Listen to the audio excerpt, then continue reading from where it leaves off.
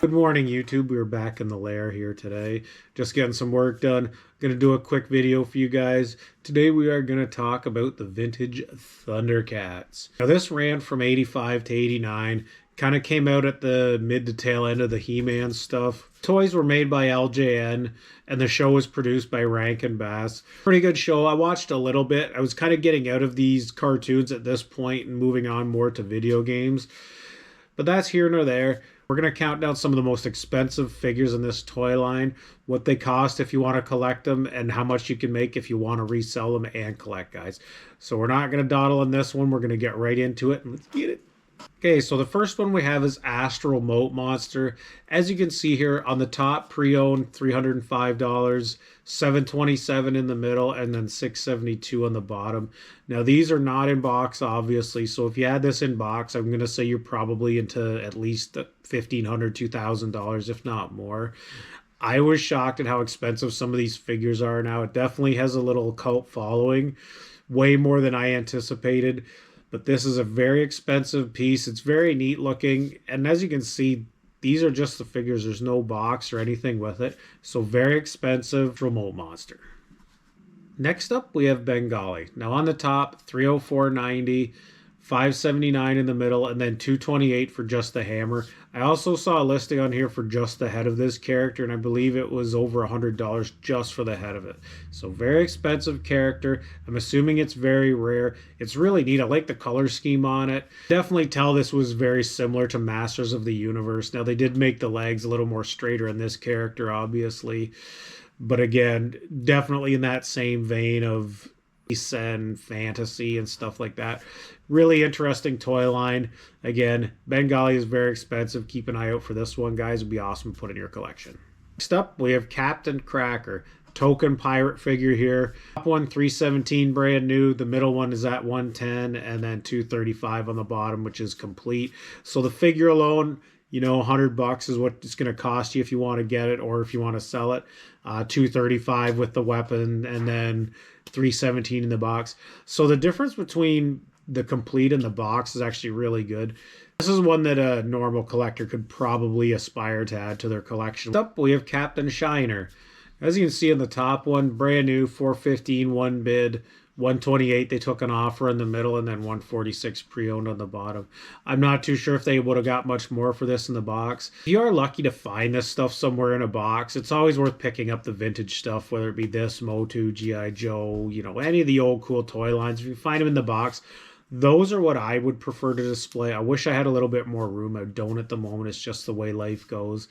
But it's a really neat character. Kind of reminds me of that character in Star Wars. I forget what his name is. The guy that got his arm chopped off by Obi-Wan. You remember who that is. That's what it looks like to me. Anyways, neat little character. Seems space-themed with the laser in his outfit. An eye out for Captain Shiner.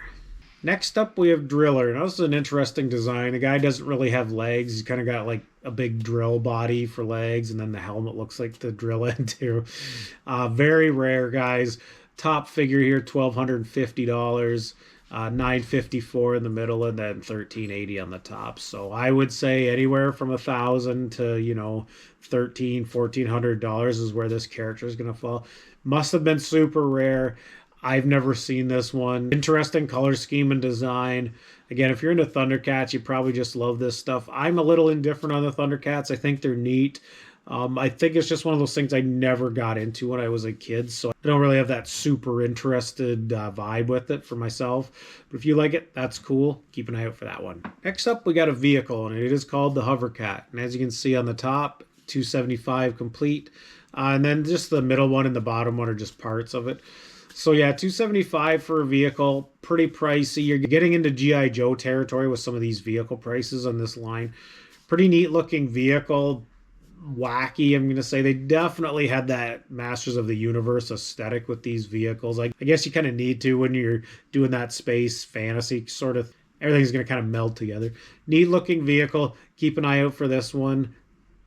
The Hovercat. Next up is Jaga. As you can see on the top, $340 and 26 bids, and then $381 on a buy it now on the bottom. The middle one is a custom character.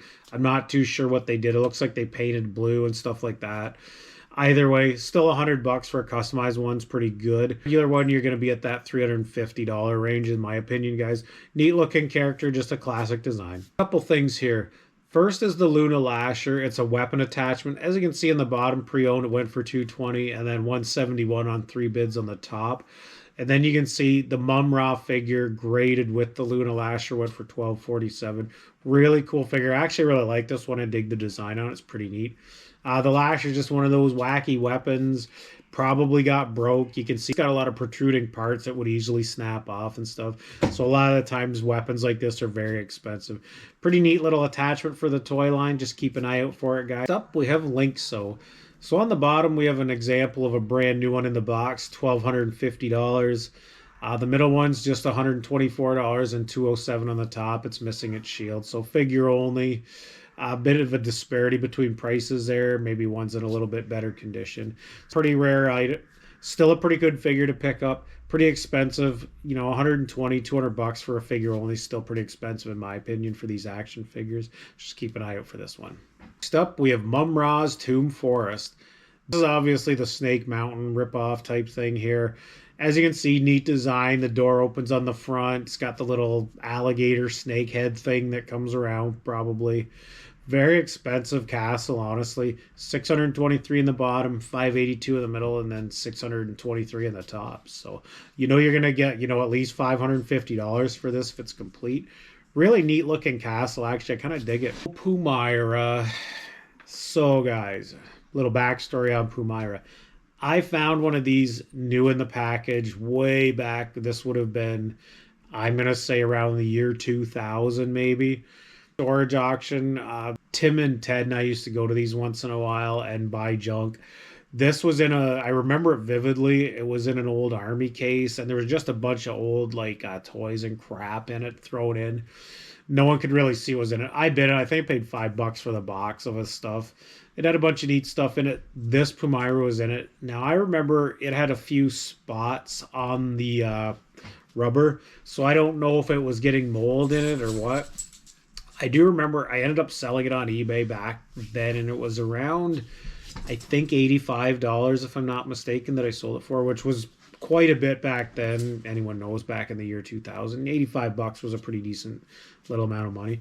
But anyways, kind of wish I had held on to it now. As you can see, the bottom one, $263, $415 in the middle, and then $350 on one bid in the box. I have a feeling the person that sold this in the package really screwed themselves, because you can buy a loose one, you know, for the same price. So they made a boo-boo. It is what it is. Good deal for the buyer on this, though. I really wish I had kept mine. Hey, these cats, they have no boundaries, man. It's okay. You're cool, buddy. Ironic that we're doing Thundercats. On to the next figure. Safari Joe. As you can see on the top, $187 complete, $658 new in the package. It looks like this one was graded at 75 and then 87 on 8 bids on the bottom. Now, this is a neat figure. Nothing too fancy. Obviously, just the classic safari outfit guy with the tan outfit and the gun. A character that you could still affordably buy. As I say that, it's $187. Ridiculous, but it is what it is for these old characters now, guys. Nothing is cheap anymore. Everything just keeps going up and up. So you can get this stuff for a decent price. I would absolutely do it. You know, if you want to sit on it or keep it for your collection or pass it down to your kids, that's what I'm going to do with my G.I. Joe stuff and all my toys.